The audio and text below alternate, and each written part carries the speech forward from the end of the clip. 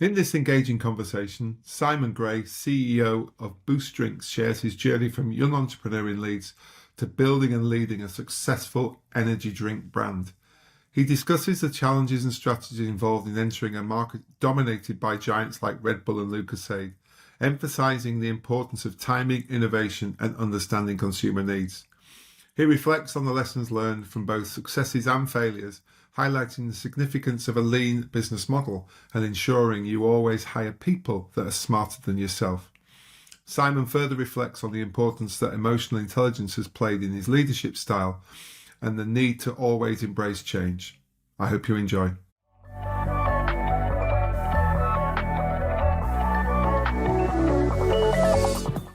Welcome to the podcast. Well, thanks for having me. Good to be here.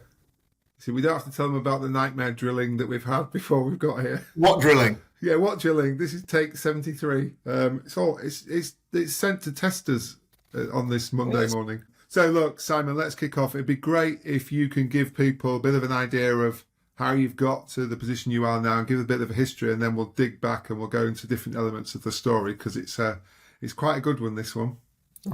Okay, well, thanks very much. Hope to not let you down too much then. Set you up now. yeah, absolutely. So, born and bred in Leeds. Lovely wife, Ali, and 3 daughters. Big Leeds United fan. High handicap golfer, and somebody who's got the latest paddle bug that a lot of people seem to have these days. As I said, born and bred in Leeds, kind of family were in sort of the world of business. So I suppose I saw business close up growing up. Car wash round at 13, but apart from that, it was there was no work. It was all school. I was educated at Leeds Grammar School, went right through the system. I went to Newcastle Poly, as I think it was called then, to do business information technology. It was just as the internet was being created, so I thought Literally being invented. business and computers was what I was told it was going to be all about, except this was about learning about the inside of computers and how they can be applied in business. So that didn't really excite me too much, but the partying angle did. So I spent about a year partying hard in Newcastle before my parents hauled me home and said, no, enough of that. But what I did, and the reason sort of for the slight digression, is that's where I guess I became immersed in the world of energy drinks and late nights. So keep you going. There was some value in it. But I did come back to Leeds, went to Leeds Uni, did a European marketing degree. And as I said, I sort of saw energy drinks close up and always thought, I suppose I've always had a bit of a love for things that are value for money. And as a student, I saw brands that were out there, not very many brands, but brands that were out there that were great proposition, just really expensive for what they were. Yeah. So after I left uni, I got a summer job working in a food wholesale business. And I was learning a lot about business from the inside very quickly. That business diversified somewhat and actually came a little bit unstuck and went bust. But I actually had some real sort of learnings from inside a business about sort of keeping overheads low and being a bit of a jack of all trades when you're running your own business. So I set up my own food wholesale business. We were buying short-dated drinks. That's how I ended up sort of in the drinks industry. I also saw how own label energy drinks were starting to get developed into the supermarkets. And this is where the sort of light bulb moment came about creating my own brand. Naively, I approached a manufacturer who I was trading with in the wholesale business, who were a big manufacturer, but they were a private business. And I asked them about, if I trademark this brand, will you manufacture it for me? We all talk about having a bit of luck along the way. Thankfully, they said yes. If they'd have said no, you might have been interviewing somebody else today. Yeah. We talk about computers, maybe. There's that as well. So got a small firm's loan from the bank. I don't think those exist much anymore to get our first production run. And the first probably real interesting story about the brand was the day before we were about to launch, we actually changed the brand name. It was originally going to be called Blast. And then I've got to don my cap to my good wife. And she said, as we're having dinner one night, what do you think about the name Boost? And it took me about 30 seconds to say, do you know what? Yep, I think you're absolutely well. Yeah. But credit where credit's due. So we changed the name, and then in 2001, basically disrupted what was a fast-growing energy drink market with something quite different in terms of pack format and price point. Red Bull and Lucozade were about the only two players that were in the. I'd say it's interesting in doing the research for the podcast, and obviously everything is second hand now. Second hand in terms of energy drinks. You assume they've all been around, but at that time there were two, weren't there? Really, which like That was pretty much it. Yeah, absolutely. And Red Bull, and I suppose that's the other thing, that we are very much fast followers. So the innovation tends to come from others, and our proposition is always about being a fast follower. Still with pride, we're all about the quality of the brand leader, but at an affordable price. Very much sort of the oldie kind of model of what they've adapted. And then it's been very much a strong name, clear packaging, kind of does what it says on the tin, very much no frills. It's been built organically from the ground up. And then we're kind of 23 years in now. We turn over about £75 million, and I sold the business to a company called AG Bar, the owners of Iron Brew, in December 2022. Right. Well, we'll come back to that. I'd like to go back again a little bit. I've got a few questions on what you've shared. Yeah, that's just kind of the end to end. Yeah, that's great. Yeah, there's lots of. And that's the podcast done. No. It's interesting because I've been very lucky over the last sort of 3 months. I've had lots of chats with folks similar to yourself who obviously founded their own business and for many different reasons. And there's a pattern emerging, certainly, and it certainly was for me in terms of your parents obviously ran their own business, you said. And do you think it was always inevitable that you would? Had you just seen that this is the thing you can be, where you can be your own boss? Or was it? I suppose you kind of grow up with what you see around you. It's interesting, just again digressing slightly. My eldest daughter, just went to uni and wanted to do medicine. We're not from a medical background, and within a year she was doing really well. But she said, "You know what? This just isn't for me." But she was doing sciences at A level, so I saw business around me. She's now doing business management, by the way. But I saw business around me. I did business studies at A level. I was still being asked to leave the classroom, actually, by the way, in some of my A level classes. So that's kind of what I knew, and it's what excited me. And there was exciting brands out there. The whole Branson story of Virgin was a brand and a business that a lot of us saw as we were growing up. Yeah. So I guess it just felt natural. Yeah, absolutely. It's interesting, isn't it? And then, obviously the theme of the whole of this podcast is about how a challenger brand can take on the establishment. Yeah. I don't think you could have maybe taken on a bigger establishment when you're, like you say, in the market dominated by Red Bull with Lucozade a close second. It's was there ever a time when you thought, ooh? Well, it's interesting what you say about sort of taking them on. I guess as a fast follower, we sort of need those kind of big players to sort of set the scene, do a lot of the education with the trade and with consumers. And then when you come along with something else, yes, we're all sort of fighting for that fridge space and the spend of the pound that people are taking into a store. But at the same time, you have to recognise that there are some innovators, true innovators, and then there are some fast followers who, let's say, find a place kind of alongside it. And yes, there's a bit of jostling. I'm not going to say there isn't. But they also, those kinds of brands, they really are sort of heavyweight investment, heavyweight resource.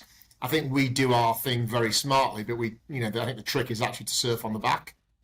Yeah, I think if obviously anybody looks into the business, you have, and I'm not just saying it because you've been my guest, you've been very smart in how you've attacked the market, haven't you, through that wholesaler and the independent retailer, and built a groundswell, like you say. So I'm assuming in some of those retailers, you're the only option for that they're selling as well, which just gives you that brilliant distribution rather than having to spend the big bucks advertising, marketing. Well, that's it exactly. And to be honest with you, probably just taking a step back, this was, and again, for I read and listen to other people's stories, so I guess just to put a bit of context for people who are either starting out or thinking about starting out, this was only supposed to be a kind of lifestyle job. This wasn't some big master brand plan.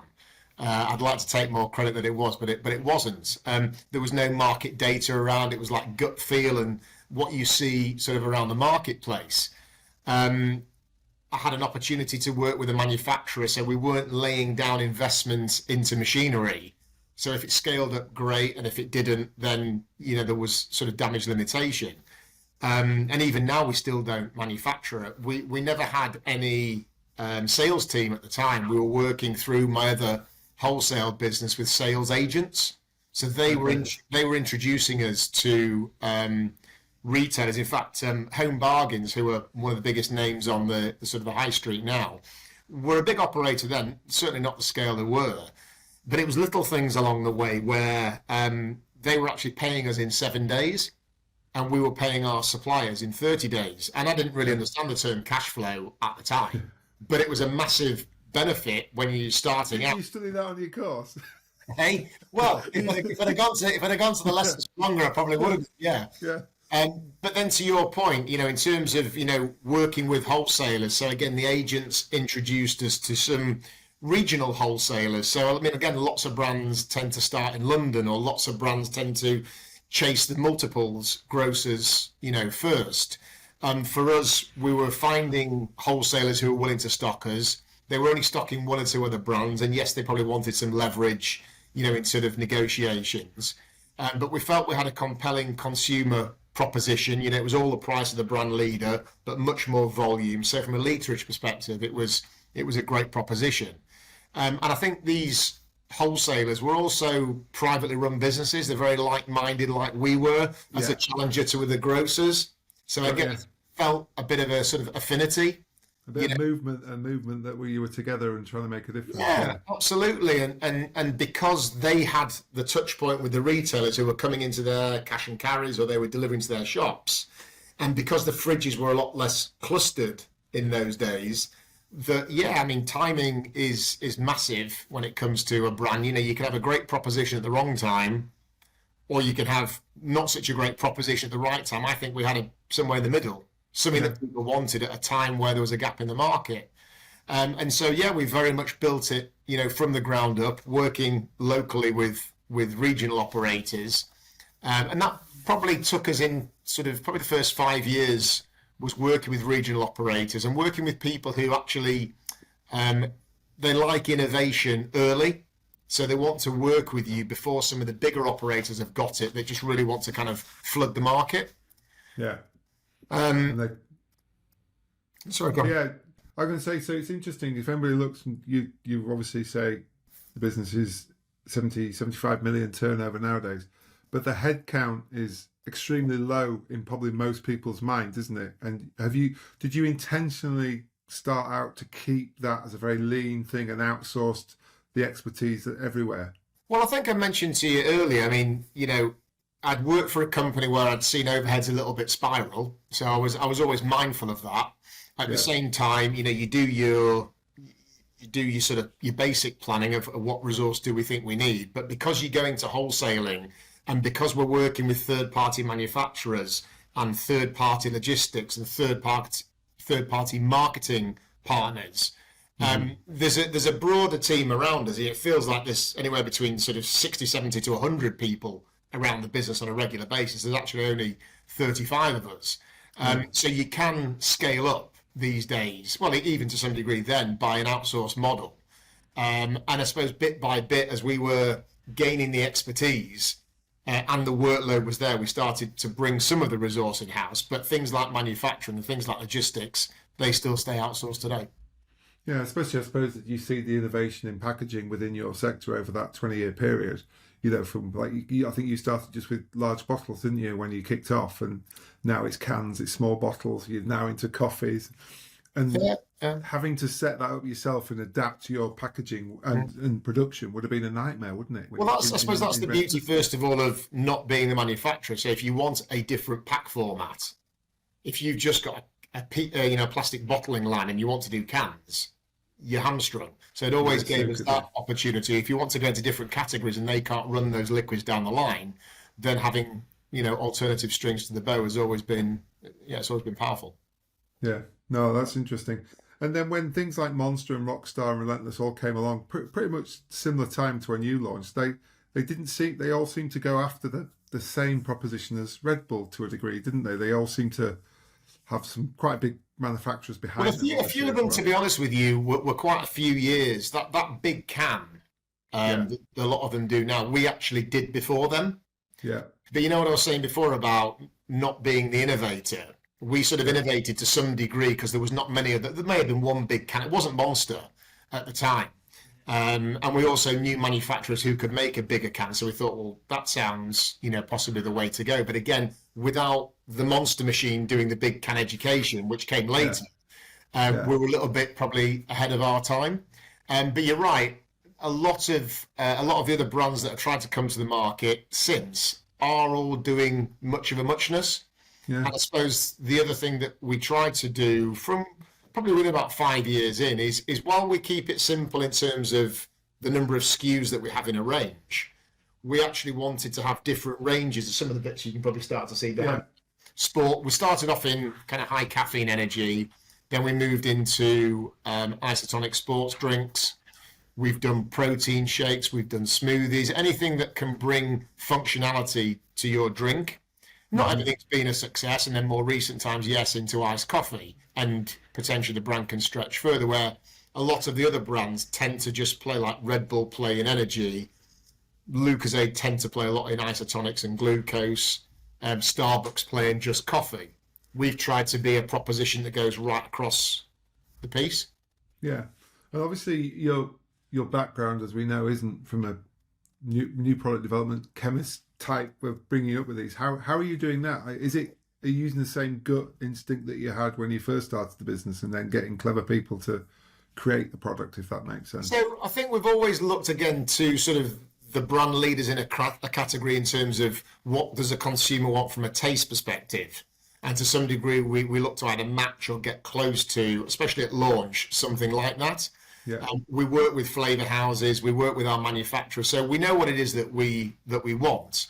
There's a lot more market data around now, but at the same time, while that does show you new opportunities, a lot of the time they're using the data potentially just to rubber stamp the gut feel, whereas before it was just gut feel and you almost have to run with it to work out the size. Keep everything crossed, yeah.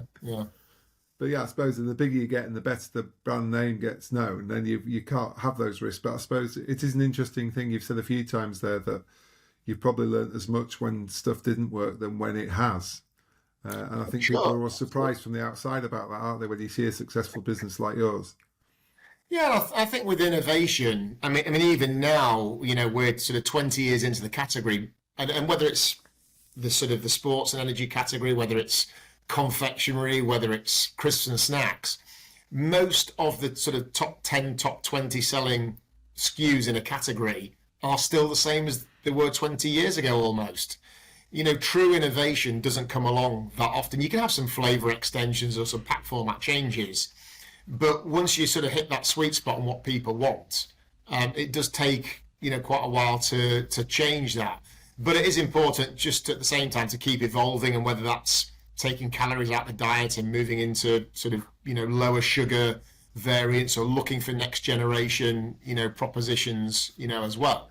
But yeah, most innovation, sadly, doesn't work. That is the reality of it. So some of the things that we've tried to do, haven't worked. I mean, we tried to go and make a real play within protein shakes, and we did okay. I mean, even now we could still sell quite a lot, but relative to our manufacturers' requirements, and we are very much a scale offering, there isn't really a seriously big protein player that is doing that education. So to be a fast follower, we learned through it not meeting the rate of sale we're looking for, you do need that brand leader before we go. Mm-hmm. I've often talked in the business about failure being a bit of a stepping stone to further success. It doesn't always feel great at the time, but you are learning for sure. You definitely remember it, don't you? That's, I think, the key. And it becomes it can feel painful, but there are lessons in it. Yeah, because when you've had success, then suddenly, hang on, my Midas touch has gone on this one. What's going on? And like you say, there are so many factors normally involved with it. Mm-hmm. So, are you getting much? Is a mark as the market now evolves and develops, and we've got Gen Z coming in and demanding slightly different things from potentially the millennials, and we won't go as far as us. Are you seeing that you're having to innovate more, or is it more tinkering with recipes, if that makes sense, to make sure it hits the market? Yeah, I think there's two or three things. I mean, firstly, we're still of a scale, and while we do a lot of volume, we probably sell probably about 200 million drinks a year. It's quite a lot of It's very a lot of units. Yeah. But to be honest with you, and while our distribution of let's say our 250 ml kind of hero blue can, it's in really strong distribution around the country. It's not the same everywhere. And our flavour extensions aren't in full distribution. Our isotonic drinks are doing great. I think we've talked maybe previously about our business in Northern Ireland and our status there. I mean, we're huge there. We are in virtually maximum distribution. So to grow there has to come through, different areas, maybe more into different market channels like hospitality or vending or those kinds of things. Whereas in the UK, I mean, London's a real stronghold for us. You can't walk into many stores without seeing us. So distribution, there's still massive opportunity. Even awareness. So when you get your products onto the shelf, that's a distribution point. But until somebody goes in and buys it, and millions of people have still never heard of us, even after 20 years. And, this is where, all the work we all do around brands, whether it be sampling, whether it be sponsorship, whether it be out-of-home media, whatever it is, it's raising that awareness profile. So it's distribution, it's awareness, and then in certain areas where we are maxed to some degree, then it becomes about, so what is next? Is it about sugar-free? Is it about multi-packs? Is it about genuine next generation functional drinks? So it's different things for different markets, really. And do you have a specific team now that looks for that, hopes to spot those future trends? Yeah, absolutely. I think we have for a while, but that team is ramping up. The category knowledge that the guys are studying all the time, it's huge. That we are, especially sort of post-COVID, we are in a real era of health and well-being. So again, looking for those future areas of innovation. We know what they are, but at the moment, a lot of them are still pretty small. And as I was saying earlier, we want to come in when there's a real scale play to be had. At the same time, I think the markets abroad, when we look to the US or we look to Asia, you see some really exciting propositions. It doesn't just mean that it will work in the UK. Yeah, we are quite set in our ways. We like what we like. We know what we know. So trying to change that mindset is not easy, even for some of the, like I say, brands. Could be new brands with big pockets that have come from overseas. It doesn't just work that easily. I think that there's a few things you said there interesting. One of the previous guests we had on the podcast was from Hip Hop, the kombucha brand over in Manchester. And again, like you say, they've got a great brand, great range, great product, but there's so much market education required for people to even understand what it is and where it fits in their drinking options, if that makes sense. And when do you drink it? Is it when you're out? And you can see the challenge they have on top of everything you had when you started, which was just how do I get this thing made? How do I get the branding done? How do I get that done? Mm-hmm. It's a very interesting, that follow fast strategy is a top tip for people, because if you've got a passion about something, you'll make it work, but you can sometimes be smart of how you can make that work quicker from that end. And then the one that probably has bucked the trend is Prime. Yeah. So we saw quite quickly from nowhere, Prime just, it was on everybody's lips, it was on everybody's shelves. But again, it's not been built the way most of us build brands, even using social media that brands are doing these days, and TikTok Shop and whatever it may be, unless you've got the reach of serious influencers, which most of us don't have the budgets for. You can't achieve that, and to some degree it's kind of fallen as quickly as it's kind of grown, really. It burned brightly for probably 2 years, is it really? I bet that's I'm not even sure it was as much as that, and it's amazing from a marketing perspective what can be done, but it is quite unique in what happened. But it creates a category. I suppose it gets people to have a look around and see what it is, because you'll be on the shelf very near them in a lot of the supermarkets. Yeah, it has absolutely created interest as well. Yeah, definitely. Yeah, from that end. So in terms of as you grow and develop now, you obviously started the business, like you said, just because you had an idea, and it was, I think you described it yourself as a bit of lifestyle round one. When did that mindset change then, when you realised, actually, I'm onto something here, and this is all getting rather grown up? I'm not sure we're still that grown up, but I know. I was giving you a nice pass there. Yeah, I think if I'm honest with you, you almost don't know at times, which might sound a bit daft. When I say you don't know, I reckon we had sort of 3, 4, 5 years where the first couple of years I was still running my other business, so you're not actually taking that much notice. Mm-hmm. But then you get into about year 3 and year 4, and you realise this is quite scalable now. And you go on holiday and you sort of shut the doors, and people can't do without you. Mm-hmm. So you start to get a bit more of a feeling. And that's when I suppose, we started to say, do you know what? I need to shut the other business now. We need to sort of double down on what it, I mean, again, there were still no guarantees that we'd reach this level, but that's when you focus and you're investing more into resource, and you're generally trying to, make a go of it. And I suppose you overlay that with, I suppose, where you are in your time of life. I just got married, hadn't had kids yet, responsibilities were still quite low. So in terms of the risks that you were taking, you feel like, okay, it feels like a good time to be doing this now. My wife was very supportive, and you just sort of keep your head down rather than putting your head up and kind of making a lot of noise about it, because it has a sort of canny knack of slapping you at least expect it. So I've tried to get us to keep our feet on the ground, and it sounds boring, but keep doing all the basics. And you'll have heard time and again in sort of brand world, it often takes sort of 10 years to create an overnight success. And it was a bit like that. You could be 5, 6, 7 years in, and you realise that you have actually got some serious traction. Yeah, I think that's a very good point, isn't it? Like you say, people only see the end result, not the work and the hours. Yeah. I've spoken before that the Shoe Dog book with Phil Knight on Nike, when you read that and you realise just how many things he cocked up and how long it took before he made obviously a penny of profit. But we all just think it's this now mega corporation, and it is, and I think that's a really good journey from it. So in terms of how you've then gradually built your team, you call yourself sometimes Chief Energizing Officer, and you talk a lot about how you want to bring the best out of people and energize people to perform. Can you share a little bit about how you do that, Simon?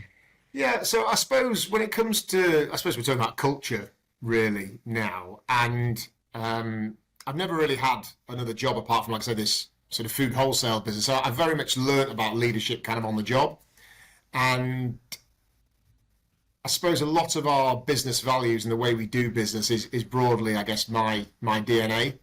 I do believe it is about the team.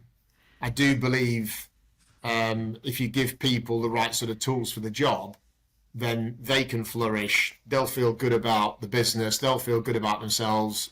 And the output tends to be a great result for the business. But I didn't know that necessarily at the start. And when you're younger, you tend to think about you and what you need. But as you're growing, you realise, yes, you've got to bring in people who are technically very capable. Because I suppose all I've ever done over the years is bring people into the business who are better than me at doing the things I've kind of dabbled in kind of along the way in all areas of the business. But I suppose when we got to, it was probably about even 12 to 15 years in, people were starting to pull the hair out a little bit about, tell us what it is that you want. How big do you want us to get to? How do you want us to operate? So we started to create more, about vision statements and business values and ways of working and systems and processes. And, like I say, you have to get some stuff wrong and you have to frustrate a few people, to kind of get it right. But to sit you down and go, right, Simon. Yeah, exactly. They try to sort of pull things literally out of my head onto paper or onto the walls or whatever it may be. So they understand how it is that we want to roll. But as I said, I think if you can create an environment where people feel part of the team, they feel listened to, they feel empowered, they want to go that extra mile. I mean, there's a lot more talk now about autonomy in the workplace. I'd like to think we've been doing this sort of for a fair few years, in more recent years better than others. We brought in a people and culture director about 5 or 6 years ago, who again, she wanted to work with the CEO who would really on board with that journey for people. And we've seen by defining our business purpose, we have a purpose statement which is energizing everybody in every way. And that's about the products that we sell. It's about the way that we do business. I'd like to think it may come through on a podcast about the way we engage with people. Hopefully it's energizing, hence where the title Chief Energizing Officer. Yeah. If I do it, then kind of, sort of who can. So, yeah, I just think culture has become a massive, I always say point of difference, but a real enabler for the team. And I suppose the people who have been keen to join our business really want to be part of, I suppose, how we do business as well. And it's the same way we engage with customers. It's the same way we engage with suppliers. And when you have people who feel good about how we're operating and how the business can support them, their career development, and even to some degree, if it's not working for people, because sometimes you can have some great people in the wrong environment, how we can help people find, a different career path potentially. We'll try and do that the right way and try and be fair and be kind in how we do it. So yeah, and I suppose the one of the big accolades, which was I suppose a huge, a sort of proud moment, was being named one of the Sunday Times best places to work last year. Which again, for somebody who's sort of never had another job before, the sales credentials and all the things that we do are unbelievable. Very proud of that as well. But being a place that people want to work in and work with was pretty special as well. Right. So as you said, that there was never a plan to get it to what it is, and from what I've read as well, there was never a plan to sell the business. But obviously, you got presented with an opportunity nearly 2 years ago now, wasn't it? From AG Bar. Mm-hmm. And before we go on to how that's changed, quite a few of the people that I've interviewed have talked about when you start your own business, you're doing a bit of everything. You're cleaner to MD to accountant. You're sort trying to do less of that now, but still exactly. But it's interesting when as you've grown through the business, sorry, it's a bit naff, but have you found your true superpower? As in, because a lot of founders, and by their own admission, are not very good managing directors or operators. They tend to be very good at spotting opportunity and growing and engaging, and a lot of the stuff, well, easy title, so maybe I've got the answer to this bit. But have you now, with a bit of reflection, managed to find what that superpower is for yourself? Yeah, I think so. And some of that has been through the team almost helping me develop. It's been a bit of a two-way street. Yeah, that's interesting. And I think my job is to keep looking for those opportunities, keep looking for those right people, keep thinking about those markets and what could be next. And then just, like I said earlier, about bringing people in. I suppose I'm like the glue, really.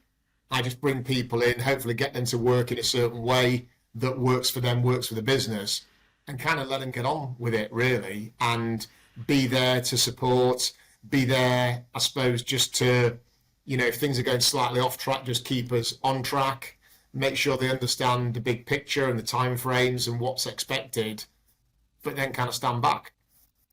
Yeah, because you've got to trust these people. Like you say, you're bringing in some serious people now who have got good experience in your sector. Yeah. It'd be daft to do their job for them, wouldn't it? Yeah, absolutely. But at the same time, I think, most of them would understand that it is not their business, so they do have to kind of check in and sort of, sense check things with you. But at the same time, they do love the autonomy that you put and trust is earned as well. So it's not from day one with people it works like that. An interview processes can only do so much for you, but usually within, a good few weeks, you get an instinctive feel about people and how it's going to be. And yeah, I think, over the years, we've just brought in lots of brilliant people. We really have. We have some big competition out there, but I do think we've had some, amazing people who have really, keep step changing the business. Yeah, very good. And so what has much changed since you've been acquired? Yes and no. To some degree, at the front end for the consumer, if you work backwards from sort of the fridge, Yeah, I think things are very much as they were. Most people don't know anything is different. Yeah. If you speak to the trade, they recognise it's under new ownership, and maybe we can, if we sort of context a little bit about how we got here, can maybe explain why it's a bit like that. At the same time, there's a lot of people in the business, especially in some of the, let's say, the finance function, where there's a lot more PLC governance that we have to do, which is a little bit like treacle, but we have to do it. And the guys have, broadly let us kind of get on and run the business. I think they knew we had a strong team in here.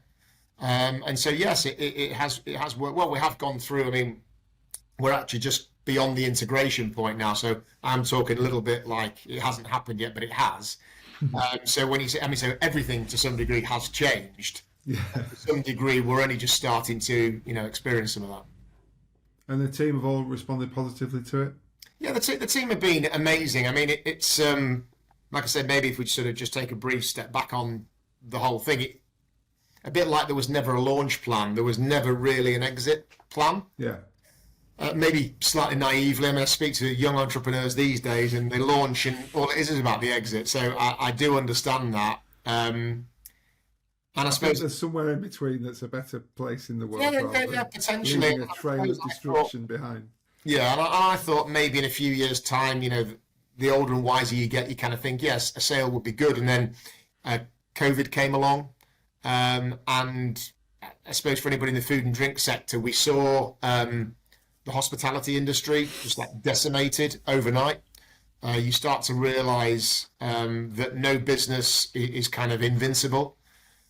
You start to reflect sort of personally and professionally what's important to you. A bit like where there was sort of furlough for people and they had money coming in, but they couldn't spend it necessarily. It was the same for business. There was a lot of money tied up in the markets. So as we were coming out of COVID, there was liquidity in the market for transactions. We got approached, and it was very flattering to be on the radar of, I guess, of big operators. And you start to think, well, is this the right time? So then it just became about, is it the right acquirer? Is it the right structure? Is it the right price? What does it mean for the team? I was keen for us to be, because we were at a bit of a crossroads at that time. I was almost as excited about the business then as I was right at the start. And you want to keep growing, you want to keep developing, you want your team to be around you, you've got innovative ideas, you want to develop as a leader. So this did change the landscape. So to have an acquirer where we could still run as a standalone business was very appealing. I think as a manufacturer, they were also kind of coming out of COVID and still finding their new ways of working. So that worked as well. But at the same time, they were a very, very credible player. I mean, they've got a great history of brand building, especially British brands. They understand the wholesale sector, which we operate in, very well. So it brought them considerable growth overnight. It also brought us further manufacturing capability. I was about to say, well, part of it must be that, mustn't it? Yeah. So yeah, it became a really good deal, for everybody. Yes, it was going to be difficult at some point because as we move forwards, we didn't know when, but at some point the chances are they were going to look for further synergies and integrate the business in, which 6 months ago they announced that's what they wanted to do. So the last 6 months have not been easy, but you asked about the team. The team have been unbelievable in terms of delivering the day job, which is certainly not easy when you're under this I guess a bit of a cloud, really, because they don't know about their futures. But uncertainty, once we'd been through a consultation process, which again was a totally new experience for me, as it was for a lot of people. It was then a matter of integrating the business, and they've been amazing in terms of supporting the integration and the handing over knowledge. A number of people have taken roles in the bar business, which is great to see from a continuity perspective. And then for others who have left the business, it was also about making sure we can give them the focus and the support and care to help them. And pretty much everybody is, if not everybody, I think pretty much everybody has now got a role that wasn't taking a role moving forwards.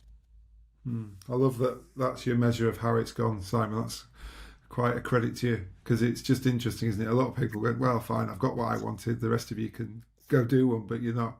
And you're still staying in that role now, are you, for the foreseeable, in terms of chief executive? So yeah, I mean, I'm still in my role till the end of January. As I say, we've gone through the integration, and again, just one thing I didn't touch on, which again is not, I don't think it's necessarily public, but again, it's hopefully it just sort of demonstrates our culture and the togetherness and the fact that, you know, I want to see where can everybody be rewarded.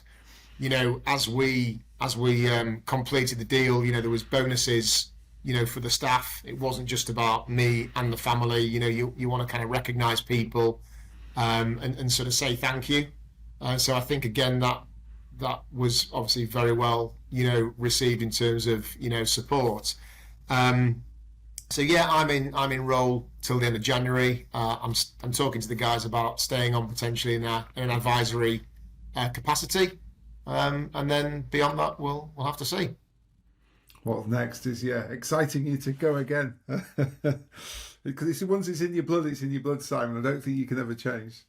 Yeah, a lot of people talk to you about kind of, you know, your next chapters. I mean, thankfully the business has been very good to us over the years. It's not easy. Yes, it's been exciting. It's been a bit of a roller coaster. It takes a lot of time. It takes a lot of investment. I think the market to launch, there's always opportunities, but the market to launch, I think, is in any category now. It's a lot more competitive, you know, and you look at things like AI that are changing how almost brands are created these days, and you know, it's an exciting, but I think it's a real challenge. And I guess the question I'm probably asking myself when it comes to what you do next is why. Yeah. You know, and people have different drivers, and I don't think I've answered that question about myself yet. So, bit of work to do. You got a bit of time off at Christmas, Simon. A bit of reflection. Absolutely. Over an eggnog or whatever is your preferred drink. So look, before we sort of wrap up and talk a bit of reflection on a couple of questions I've got for you was, obviously as two Yorkshiremen, we've got to talk about Leeds United. So how did that sponsorship come around? Was it a boyhood dream that you had, or was it a commercial good sense? For those that want to think it was a boyhood dream, I can tell you that story. But no, it wasn't. I'm a bit more risk averse than that. And to be honest with you, when our marketing director joined us in 2018, who, to be honest with you, is not a football person. You know, he couldn't tell you about the offside trap, anything like that. He was the one that was very much about. This is where we feel our shopper is at.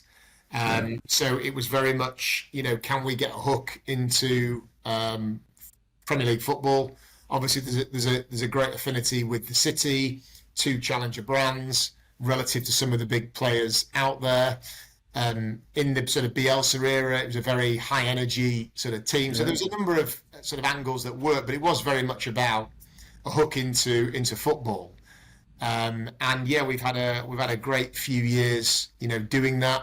I think in terms of broadening, I talked earlier about, you know, getting more people to know about your brand.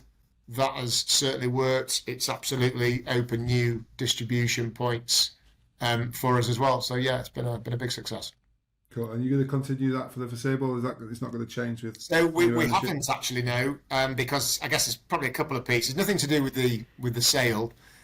We'd already decided. I think we felt that we've done a job there, and I think the thing with any brand, it's always moving with the consumer. We felt a lot more of our demographic was also online now, and so looking to up our investment into the digital space. So that's where we're heading next. Fantastic, love it. Obviously, still supporting Leeds personally though. Oh well, yeah. For your troubles. You can take hold of man and boy. So yeah, that one. Yeah. So go on then, a little bit of reflection. In terms of how you've done your journey, it's interesting you've not had, unless you tell me you have, obvious partners, like, you know, some people will start a business, somebody else. Has there been anybody in your past that's really given you sort of support from the side that's kept you sane and kept you on the straight and narrow? I think it probably starts with family first. Like I say, I talked about having a business background, so my parents have been was sort of key in the early days. My father-in-law, who has been a huge success in business himself in a number of different organisations, he's been a great bouncing board. Then it was sort of business mentors in the city. So I had one or two of those early on. I joined a business leadership group in about 2016, so probably actually about 10, 15 years in. But again, in terms of how you step changing and bouncing ideas and getting outside of your bubble maybe once a month just to talk to other sort of like-minded operators who, again, maybe are working on their own at the top of the business. So that's where I think a lot of the lessons have kind of come in. And I guess in more recent times as well, podcasts, online, YouTube, the internet, the library for mentoring is getting wider and wider. There's a great source, isn't it? Sometimes you panic whether you've got enough time to keep up with it, but that's a separate problem. I think it's interesting, isn't it? Like, as well as you growing a career and a role, you also realise it's fine not to know everything, even if you have been running a business for 10, 15 years, and that there is always somebody who's either made that mistake before you or has got that experience that you sort of become a bit like, well, why wouldn't I ask? But it takes, you sort of go through a stage where you think you should know everything when you're younger, then you go, actually, there's loads of really smart people around me. Yeah. Well, I always say, if you think you're the smartest person in the room, you're probably in the wrong room, Well, we'll have that as a nice takeout. I like that one. That's a really good one. So, go on then, if you were to go back to talking to young Simon after his fun time in Newcastle and his marketing degree in Leeds, what would be the killer piece of advice you'd give him now that you think that would just save you a little bit of pain, Simon? I think you've got to be... I mean, there's loads. I mean, is it what I would tell me, or is it what I would maybe tell others? The one thing I'd probably tell others first, if I can, and I'll come back to me, is that there's never a perfect time to start. Just, if you've got an idea, get on with it. You can polish it along the way. I talk to entrepreneurs now and they're still polishing the business plan. Look, just get off base one, get going. Yeah.